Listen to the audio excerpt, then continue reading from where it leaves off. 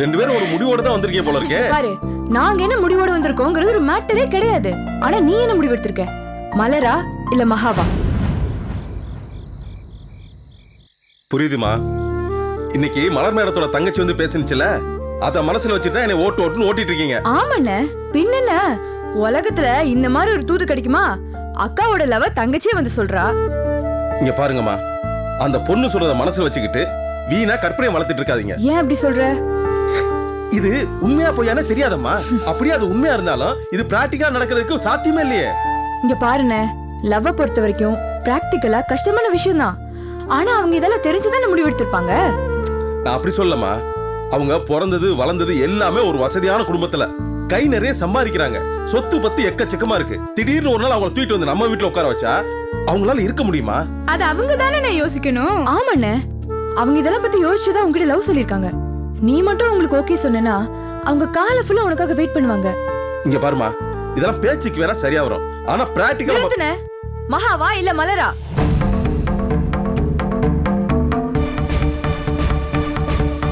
நானும் உங்ககிட்ட கேக்குறேம்மா, நீங்க நம்ம வீட்டுக்கு வரணும்னு ஆசைப்படுறது மகாவா இல்ல மலரா? இங்க பாரு, லூசு மாதிரி பேசிட்டு இருக்காத. இப்ப எனக்கு முன்னாடி ரெண்டு பையன்களை கொண்டு நிறுத்திட்டு நீ இவனை கட்டிக்கிறியா அவனை கட்டிக்கிறியான்னு கேட்டா நான் உடனே சொல்லிடுவேன். ஏன்னா அது என்னோட வாழ்க்கை. ஆனா நான் இப்ப கேக்குறது உன்னோட வாழ்க்கைய பத்தி. நீ தான் முடிவு பண்ணணும். அண்ணே, இந்த விஷயத்தை பொறுத்த வரைக்கும் ரொம்ப சிம்பிள்ண்ணே. நீ யார நினைச்சா ரொம்ப சந்தோஷமா இருக்கியோ அவங்களே கல்யாணம் பண்ணிக்கோ. லைஃபே ரொம்ப சந்தோஷமா இருக்கும். ஆனா உனக்கு யார நினைச்சா ரொம்ப எரிச்சலா வருதோ அவங்கள மட்டும் நீ கட்டிக்கிட்டேன்னு வையேன், உன் வாழ்க்கையே அவுட்டு. அண்ணே, நீ எதை பத்தி யோசிக்கிறேன்னு எங்களுக்கு ரொம்ப நல்லா தெரியுது. தைரியமா ஒரு முடிவெடுங்க. ஏமா, முடிவெடுன்னு சொல்றீங்க. இது ஏன் வாழ்க்கைன்னு சொல்றீங்க. ஆனா யார கல்யாணம் பண்ணிட்டு வந்தா நம்ம குடும்பம் நல்லா இருக்கும்னு யோசிக்க வேணாமா? தேவையில்லாம போட்டு குழப்பிக்காதுன்னு. நீ நல்லா இருந்தாதான் நம்ம குடும்பம் நல்லா இருக்கும். இப்பயாவது ஸ்ட்ராங்கா முடிவெடுன. அதிர்ஷ்டம் எப்பயாவது நம்ம கதவை தட்டும்.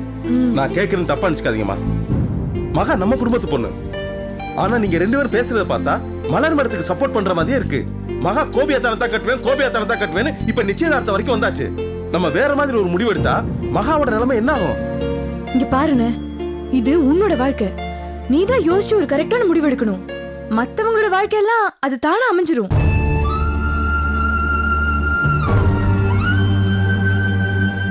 சொல்றது புரியுது. இது சாத்தியம் இல்லையா அப்படிங்கறத நம்ம தூக்கி வச்சிட்டோம்னா கூட இது உண்மையா பொய்யாங்கிற ஒரு விஷயம் இருக்கே. மலர் மேடம் இந்த பொண்ணுகிட்ட ஏதாவது ஒரு விஷயத்த சொல்லி இந்த பொண்ணு அதை தப்பா புரிஞ்சுக்கிட்டு அதை நம்ம கிட்ட வந்து சொல்லி நான் அதை தப்பா புரிஞ்சுட்டு மலர் மேடத்திட்ட போய் கேட்டா ஏங்க இவ்வளவு அசிங்கமா நினைச்சிட்டீங்கன்னு கேட்டா எவ்வளவு அசிங்கமா இருக்கும். ஆனா இதே வார்த்தை மலர் மேடம் வாயில இருந்து வந்துச்சுன்னு வச்சுக்கேன், அப்ப நம்ம உறுதியான ஒரு முடிவு எடுக்க முடியும் இல்லையா? மலர் மேடம் சொல்லாம தான் அந்த பொண்ணு இவ்வளவு தூரம் வந்து பேசியிருக்குன்னு நீ நினைக்கிறியா? இங்க பாருங்க, நாங்களும் பாத்துக்கிட்டு தான் இருக்கோம். மலர் மேடத்துக்கு மேல ஒரு தனிப்பட்ட பிரியம் இருக்கு தெரியுமா? இங்க பாருங்க, இப்ப நாங்க சொல்றோம், நல்லா யோசி. நாளை காலையில அவங்கள போய் பாரு. ஒரு நல்ல முடிவை எடு. புரியுதா? ஈபில இருந்து சிக்னல் வந்துருச்சு.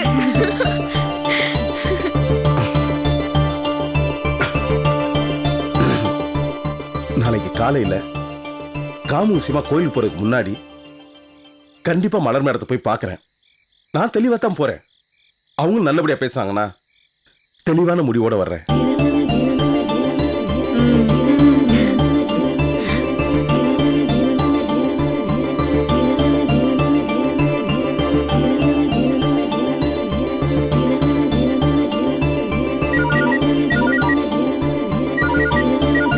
யாரடி? அந்த கோபிதான்க்கா. ஏதோ தேவையில்லாம பேசுவான், நீ அட்டென்ட் பண்ணாத.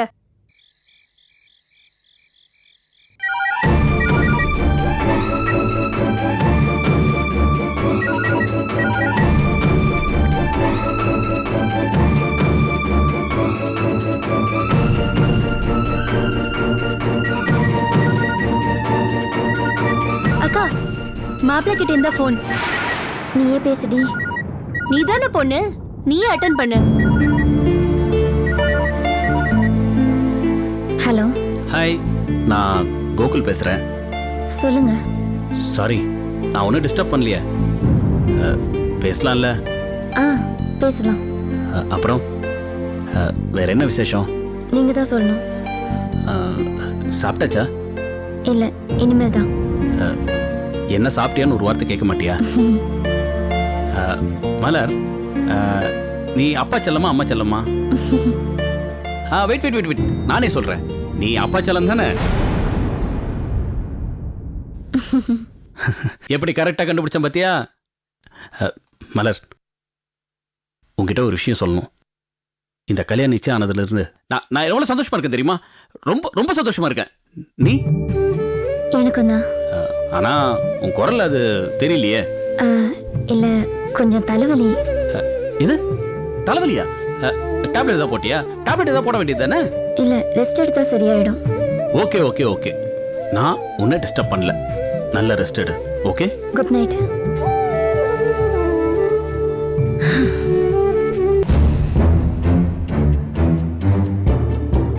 என்னங்க இப்ப என்னதாங்க பண்றது? இதைத்தான் நானும் ஒரு மணி நேரமா எனக்குள்ளேயே யோசிச்சு பாக்குறேன். ஒரு ஐடியாவும் பிடிபட மாட்டேங்குது. மண்டையே பிஞ்சிரும் போல இருக்கே. இந்த விஷயத்தை விடுங்க. வேற எந்த விஷயத்துக்காவது உருப்படியான யோசனை சொல்லிருக்கீங்களா நீங்க? ஏன் சொல்ல மாட்டேன்? எவ்வளவு சிக்கலான நேரத்துல கூட எவ்வளவு நல்ல நல்ல யோசனை எல்லாம் சொல்லிருக்கேன். என்னடா மாப்ள கிழிச்சீங்க. நீங்க ஒரு வேஸ்ட் பார்ட்டி. சோத்துக்கு பிடிச்ச கேடு. நீ மட்டும் ஒரு பிரச்சனை வந்தா? ஐயோ நிறுத்துங்க. உங்க சண்டையை நிறுத்திட்டு அடுத்து என்ன பண்ண போறோம்னு யோசிங்க. கரெக்ட் மாப்ள. பிரச்சனைன்னு வரும்போது தான் நம்ம எல்லாம் ஒத்துமையா இருந்து அதை ஃபேஸ் பண்ணணும். உங்க அக்காவை பாரு, சின்ன பிள்ளை மாதிரி சண்டை போட்டுட்டு இருக்கா. ஏன் சாந்தி, வீட்டுக்காரன் மட்டும் ஊர்ல இருந்தான்னா நானும் மாப்பிளையும் போய் கையில கால விழுந்தாவது 2 நாள் டைம் வாங்கியிருப்போம். அவனும் ஊர்ல இல்ல, என்ன பண்ண சொல்ற? ஏண்டா அந்த ஆளுக்கு போனாவது பண்ணி பாத்தீங்களா? எல்லாம் பண்ணியாச்சுக்கா, போனே எடுக்க மாட்டேங்கிறான். கடவுளே, நாளைக்கு ஒரு நாள் தான் அவன் டைம் கொடுத்துருக்கான். சாயங்காலமே வந்து நின்றுவான். அந்த வித்வான் என்னடானா நாளைக்கு மறுநாள் தான் எதிர் வீட்டு விருந்து வைக்கணும்னு கராரா சொல்லிட்டு போயிட்டாரு. இப்ப என்ன பண்ணி தொலைறதுன்னே தெரியலையே. ஒண்ணும் பண்ண முடியாது. வீட்டுக்காரன் காலில் தான் விழணும். ஆனா அவனும் இல்லையே. மாமா, அவன் காலில் விழுந்தா மட்டும் ஒத்துக்குருவான்னு நினைக்கிறீங்களா? ஏற்கனவே அவன் கோவத்துல போயிருக்கான், எப்படி ஒத்துக்குருவான்? ஆமா தம்பி, இது அவங்கிட்ட சொன்னா வானத்துக்கும் பூமிக்கும் தைய தக்கன்னு குதிப்பான். இத பாரு தம்பி, மகேசனி எப்படியாவது தாஜா பண்ணி உன் கைக்குள்ள போட்டு வச்சுக்கோ. இந்த பிரச்சனை வெளியில தெரிஞ்சா நம்மளுக்கு ரொம்ப அசிங்கமாயிரும்டா. அதுலயும் இந்த மயிலு, கோபி, கிளவி 3 பேரும் ஒன்னா சேர்ந்து திருசூல மாதிரி நின்னுட்டு நாக்க புடிங்கிற மாதிரி நறுக்குன்னு கேள்வி கேட்பாங்கடா. சரிக்கா. நம்ம வீட்டுக்காரனை பார்த்து தாஜா பண்ணி சம்பந்தி வீட்டுக்காரங்க வந்து நல்லபடியா முடிச்சிட்டு போறதுக்குள்ள நமக்கு நாக்கு தள்ளிரும் போல் இருக்கு. இத பாரு தம்பி, நான் சொல்றபடி கேளு. நீ மகேச மட்டும் எப்படியாவது கரெக்ட் பண்ணி பேசி வச்சுட்டேனா பெரிய பெரிய பிரச்சனை எல்லாம் நம்மளுக்கு சாதாரண ஆயிரும்டா. போடா, அவகிட்ட ஏதாவது பேசி சமாளிடா. சரி, மகேஷ் எப்படிதான் நான் சமாதானப்படுத்துறேன். சரியா?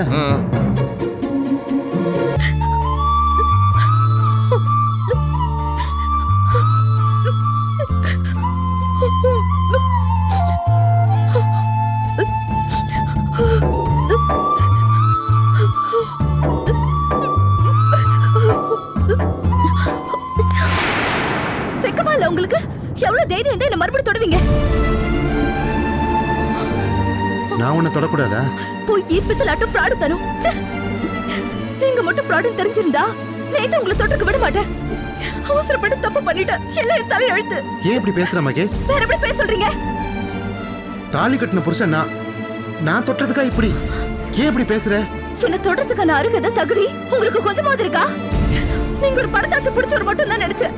ஆனா பொய் பித்தலாட்டம் எல்லாமே நீங்க தான். நான் தப்பு பண்ணிட்டேன். நகைக்காக எங்க அப்பா வீட்டுக்கு என்ன துரத்தி விட்டீங்கல்ல, நான் அங்க ஏன் வீட்டிலே இருந்திருக்கணும். நான் இங்க வந்திருக்க கூடாது. நான் இங்க வந்ததுதான் நான் செஞ்ச பெரிய தப்பு. நான் ஏமாந்துட்டேன்.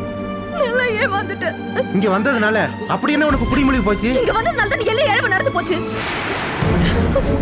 எனக்கு ரொம்ப அசிங்கமா அருவருப்பா இருக்கு. உங்களை மாதிரி ஒரு ஏமாந்துக்காரர் கிட்ட என்ன மேல சவப்படைச்சு நினைக்கும் போது என் உடம்புல கூசுது. இது ஒரு சாதாரண விஷயம். இதுக்கே மகேஷ் இன்னொரு தடவை என் மேல கை வச்சுங்க, நடக்கிறதே வேற. அப்புறம் நான் போய் திண்ணல படுத்துப்பேன். அது அவ்வளவு நல்லா இருக்காது சொல்லிட்டேன்.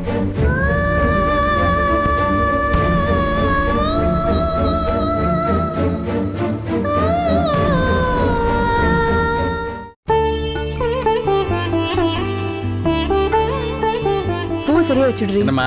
வாங்க சித்தப்பா. அப்பா எங்க இன்னும் கிளம்பலையாம்மா?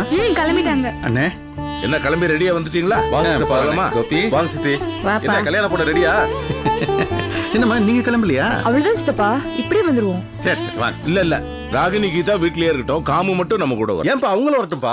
அது இல்ல, இப்படி வாங்கல. ஏற்கனவே காமுவை பொண்ணு பாக்குற விஷயத்துல ஒரு வாட்டி விவகாரம் நடந்துச்சு.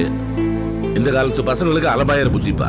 இந்த 2 பொண்ணுகளையும் கூட கூட்டு போனோம்னா இவங்க யாரு அவங்க யாரு, அப்புறம் அதை விட இதுக்கு உயரம் கம்மி, இதை விட அது சிவப்பு, அதை விட இதுக்கு முடி நீளம், இந்த மாதிரி ஒப்பிட்டு பாக்குறதெல்லாம் வரும்.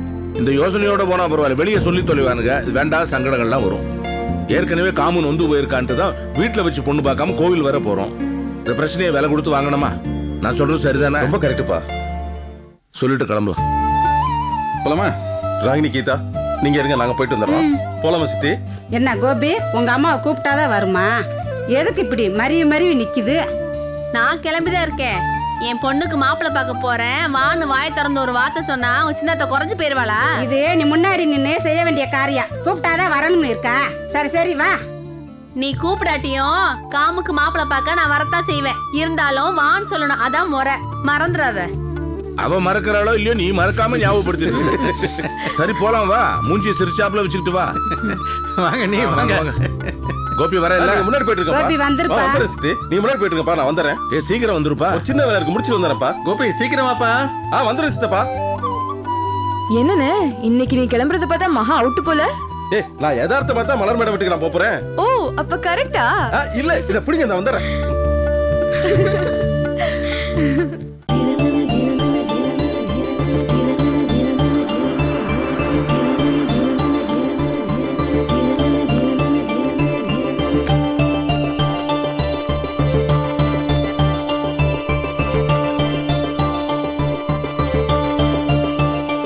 மேடம்,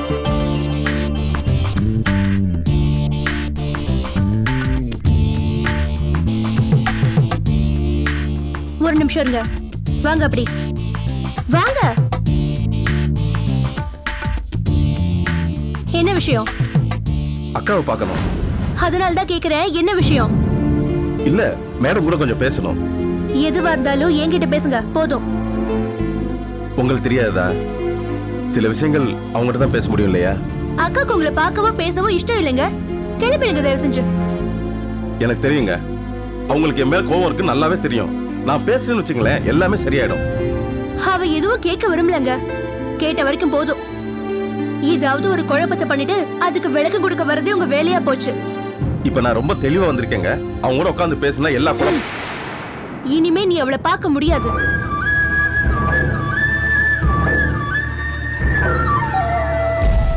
என்னங்க நேத்து நீங்க வந்து பேசுனதுக்கும் இப்ப நீங்க பேசுறதுக்கும் ஏகப்பட்ட வித்தியாசங்கள் இருக்கு. ஓ, இன்னும் நேத்து நான் பேசுனதுல மனசுல வச்சிருக்கீங்களா? அதெல்லாம் சும்மா. எதுவும் சீரியஸா எடுத்துக்காதீங்க. என்னங்க சொல்றீங்க? அப்படியே அப்படி வந்து பேசுனீங்க? ஓ மைண்ட்ல அப்படிலாம் ஒரு எண்ணம் இருக்கான்னு செக் பண்ணதான் நான் அப்படிலாம் பேசினேன்.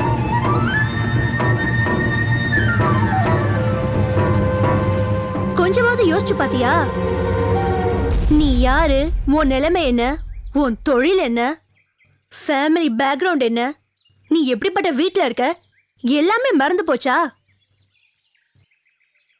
கனவுல கூட என் அக்கா உன்னை லவ் பண்ண மாட்டா.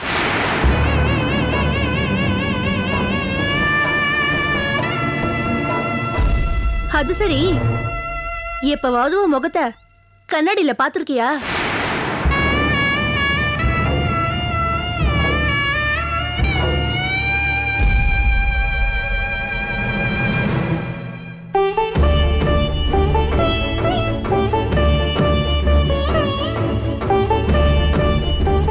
என் அக்காவுக்கும் உனக்கும் கொஞ்சமாவது பொருத்தம் இருக்கா? அவ எப்பேற்பட்ட அழகி, அவ படிப்பு, கவர்மெண்ட் போஸ்டிங், எங்க ஹாய் ஸ்டேட்டஸ் இன்னும் உன் கண்ணுக்கு தெரியலையா? நான் தான் ஏதோ சொல்லிட்டேனா நீ அதை அப்படியே நம்பிடுவியா? உனக்கு சொந்த புத்தின்னு எதுவுமே கிடையாதா? நல்ல வேளை இப்படி எதையாவது என் அக்கா கிட்ட உளறி வைக்காம இருந்தியே. நீ மனசுல எதையோ வச்சுட்டு என் அக்காவை குழப்பறத எனக்கு பிடிக்கல. அவளுக்கு உன் மேல ஒரு விதமான அனுதாபம் இருந்துச்சு. ஆனா நீ அவளை பல பேருக்கு முன்னாடி அவமானப்படுத்தி அனுப்பிச்சிருக்க. உன் அத்தை மக ஒருத்தி இருந்தாலாமே, அவன் என் அக்காவை என்னடவோ பேசினான். நான் மட்டும் அங்க இருந்திருந்தேன், அவளை அடி பிச்சிருப்பேன். நீ வேடிக்கை பார்த்துட்டு இருந்த. சரி விடு, அது முடிஞ்சு போச்சு. இனிமே நீ நினைச்சாலும் என் அக்காவை பார்க்க முடியாது.